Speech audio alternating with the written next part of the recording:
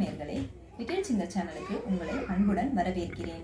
இன்னைக்கு நாம என்ன பார்க்க போறோம் அப்படின்னா, பெண்கள் கைகளில் வளையல் அணிவதால் ஏற்படும் பயன்களும் பலன்களும் தாங்க நம்ம இன்னைக்கு பார்க்க போறோம். வீடியோவை முதல் தடவை பார்க்கறதா இருந்தால் சப்ஸ்கிரைப் பண்ணுங்க, பெல் பட்டன் வரும், ஆல்னு கிளிக் கொடுங்க. நான் எப்போல்லாம் உங்களுக்கு வீடியோ போடுறேனோ அப்போல்லாம் உங்களுக்கு நோட்டிஃபிகேஷன் வருங்க. வாங்க வீடியோக்குள்ள போகலாம். கைகளில் வளையல் அணிவதால் ஏற்படும் பலன்களும் பயன்களும். இப்போ உள்ள காலங்களில் பெண்கள் வளையல்களை அணிவதில்லைங்க. காரணம் என்னன்னு கேட்டால், காலங்கள் மாற மாற நம்ம கலாச்சாரமும் மாறிடுச்சுங்க. அதனால பெண்கள் கைகளில் வளையல்கள் அணிவதில்லைங்க. சாஸ்திரத்தில் என்ன சொல்லுது அப்படின்னு பார்த்துக்கிட்டிங்கன்னா, பெண்கள் கைகளில் வளையல் அணிவதனால் கைகளில் மகாலட்சுமி குடியேறுவாள் அப்படின்றது சாஸ்திரத்தில் சொல்லப்பட்டிருக்குங்க.